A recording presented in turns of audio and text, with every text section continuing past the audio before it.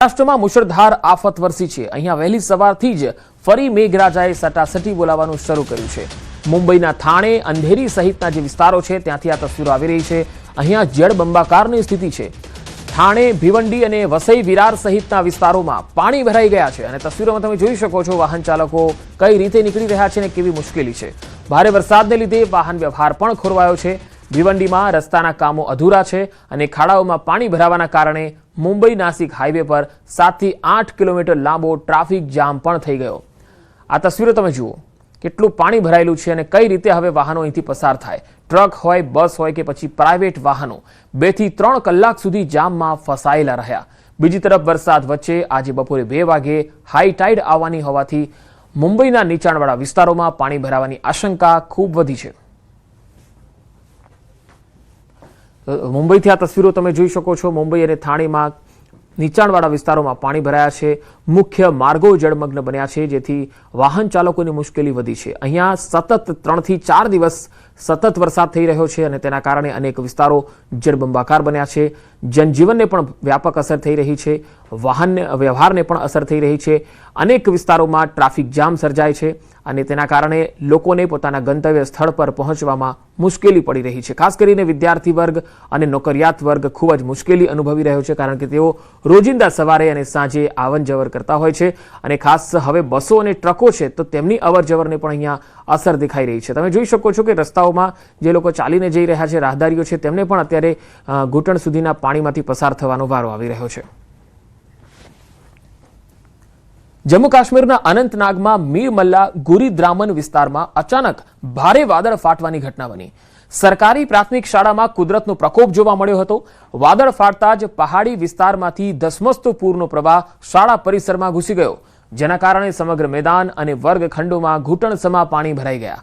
આ આકસ્મિક પૂરને લીધે શાળાની શૈક્ષણિક અને વહીવટી કામગીરીમાં વિક્ષેપ પડ્યો હતો।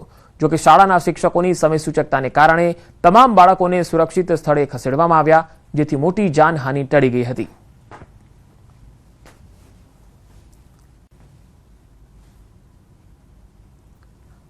તો જમ્મુ કાશ્મીરના પહાડી વિસ્તારોથી તસવીર આવી રહી છે। આ તસવીર જુઓ, સતત વરસાદ વચ્ચે રિયાસી સ્થિત સલાલ ડેમના દરવાજા ખોલવામાં આવ્યા છે અને પાણી ચિનાબ નદીમાં જઈ રહ્યું છે, જેથી ચિનાબ નદીના જળસ્તરમાં સતત વધારો થઈ રહ્યો છે। ડેમમાંથી પાણી છોડવામાં આવ્યા બાદ નદીના પ્રવાહમાં નોંધપાત્ર તીવ્રતા આવી છે, જેના પગલે નદીના નીચાણવાળા વિસ્તારોમાં સાવચેતીના પગલાં લેવાઈ રહ્યા છે। નદીના વધતા જળસ્તરને ધ્યાનમાં રાખીને સુરક્ષા વ્યવસ્થા સઘન બનાવાઈ છે। નદીના કિનારે થતી અવરજવર પર નજર રખાઈ રહી છે। અનેક સ્થળોએ પોલીસ તૈનાત છે। લોકોને નદીની નજીક ન જવા અને અત્યંત સાવચેતી રાખવાની સલાહ અપાઈ છે। જો હવામાનની સ્થિતિ આવી જ રહેશે તો નદીના પ્રવાહમાં વધુ ફેરફાર આવી શકે છે। હાલમાં વહીવટી સ્તરે સાવચેતીના પગલાં લેવાઈ રહ્યા છે।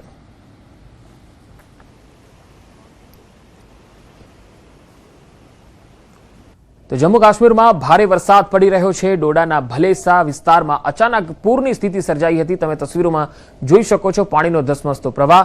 પાણી અને કાટમાળના પ્રવાહને કારણે થથરી કિલોથ્રાન રાષ્ટ્રીય ધોરીમાર્ગ અનેક સ્થળોએ બંધ થઈ ગયો। સતત વરસાદને કારણે વાહન વ્યવહાર ખોરવાઈ ગયો અને વિસ્તારમાં જનજીવન પ્રભાવિત થયું। અધિકારીઓએ લોકોને હવામાન સુધરવા સુધી ઘરની અંદર રહેવા, બિનજરૂરી મુસાફરી ટાળવા અને પૂરગ્રસ્ત વિસ્તારો અને વહેતા નાળાઓથી દૂર રહેવાની સલાહ આપી। વાહન ચાલકોને પાણી ભરાયેલા રસ્તાઓ પાર કરવાનો પ્રયાસ ન કરવા અને સત્તાવાર સલાહનું પાલન કરવા વિનંતી કરી છે। જમ્મુ કાશ્મીરના ડોડા જિલ્લા અને તેની આસપાસના અનેક એવા વિસ્તારો છે જ્યાં ભારે વરસાદ થઈ રહ્યો છે। અહીંયા વાદળ ફાટવાની 2 ઘટનાઓને કારણે કલાલગીસર, ધારવારી અને ચીલીબાલા નાલાના રહેવાસીઓમાં ગભરાટ ફેલાઈ ગયો। સ્થાનિકોના જણાવ્યા પ્રમાણે ભારે વરસાદના કારણે અચાનક પૂર અને કાટમાળના કારણે આ વિસ્તારના રસ્તાઓ બંધ થઈ ગયા। અધિકારીઓ પરિસ્થિતિ પર નજર રાખી રહ્યા છે અને રહેવાસીઓને સતર્ક રહેવા અને બિનજરૂરી મુસાફરી ટાળવાની સલાહ આપવામાં આવી રહી છે।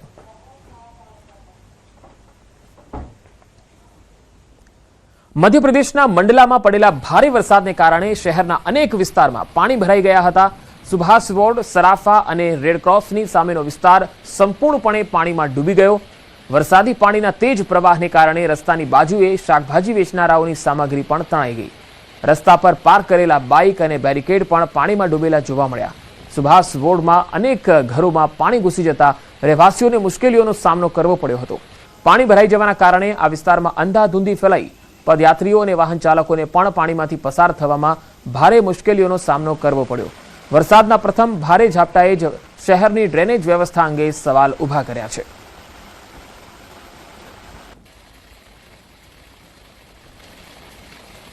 નર્મદામાં સરદાર સરોવર નર્મદા ડેમમાં પાણીની આવક વધી છે. નર્મદામાં નવા નીરની આવક થઈ છે. ઉપરવાસમાંથી પાણીની આવક વધી છે. ઉપરવાસમાંથી 39,315 ક્યુસેક પાણીની આવક છે. મહારાષ્ટ્ર અને મધ્યપ્રદેશમાં વરસાદને કારણે પાણીની આવક વધી છે. હાલ નર્મદા ડેમની સપાટી 126.17 મીટર છે. ડેમના CHPHના તમામ પાવર હાઉસ ચાલુ છે. પાવર હાઉસ ચાલુ થતાં વીજળી ઉત્પાદનમાં પણ વધારો થયો છે.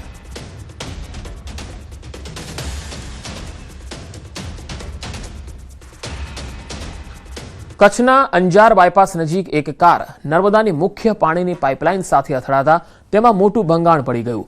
તસવીરોમાં તમે જોઈ શકો છો. પાણીના વિશાળ ફુવારા હાઈ ટેન્શન વીજ લાઇન સુધી ઊંચે ઉડતા જોઈ લોકો ચોંકી ગયા. આ અકસ્માતને લીધે હજારો લીટર પાણી હાઈવે પર વહી ગયું અને સમગ્ર વિસ્તારમાં ભારે અફરાતફરી મચી ગઈ. જોકે ઘટનાની જાણ થતાં જ સંબંધિત વિભાગ દ્વારા પરિસ્થિતિને કાબૂમાં લેવા પાઇપલાઇનના સમારકામની કામગીરી તાત્કાલિક ધોરણે હાથ ધરાઈ.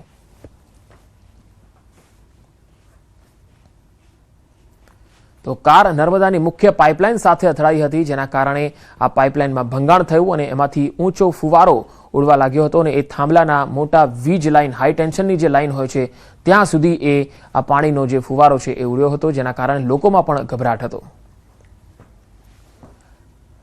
વાત હવે ખેડાની. ખેડામાં ન્યૂઝ 18 ગુજરાતીના અહેવાલની ધારદાર અસર જોવા મળી. ન્યૂઝ 18 ગુજરાતીના અહેવાલ બાદ સિંચાઈ વિભાગ હરકતમાં આવ્યું. 7 જુલાઈના બદલે 29 જૂને જ કેનાલમાં પાણી છોડાયું.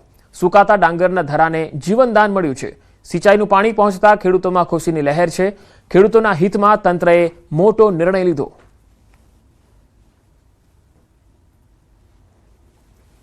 તો ખેડામાં ન્યૂઝ 18 અહેવાલની ધારદાર અસર જોવા મળી. અહીંયા તંત્રએ ખેડૂતોને પાણી આપવાનો નિર્ણય કર્યો છે. હવે અન્ય સમાચાર તરફ નજર કરીએ તો વડોદરાના સમા રોડ પર અકસ્માત થયો. કોમર્શિયલ કોમ્પ્લેક્સના બેઝમેન્ટમાં એક કાર ખાબકી ગઈ. ઘટનામાં બેઝમેન્ટમાં પાર્ક કરેલી બાઇકને નુકસાન થયું. આ ઘટના બાદ સ્થળ પર લોકોના ટોળે ટોળા એકત્ર થઈ ગયા હતા. તસવીરોમાં તમે જોઈ શકો છો બેઝમેન્ટમાં પાર્ક કરેલી બાઇકને કેટલું નુકસાન થયું છે. સમા રોડ પર આ અકસ્માતનો બનાવ બન્યો હતો. ઘટનામાં બેઝમેન્ટમાં પાર્ક કરેલી બાઇકને નુકસાન થયું. ઘટના બાદ સ્થળ પર લોકોના ટોળા એકત્ર થયા. જૂનાગઢમાં ખાનગી એમ્બ્યુલન્સને અકસ્માત નડ્યો. ગાંધી ચોક નજીક સ્ટ્રીટ લાઇટના થાંભલા સાથે અથડાઈ દર્દીને હોસ્પિટલ લઈ જતી વખતે આ ઘટના બની. અકસ્માતમાં દર્દી સહિત 3 લોકો ઇજાગ્રસ્ત થયા છે. ઓવરટેક કરતા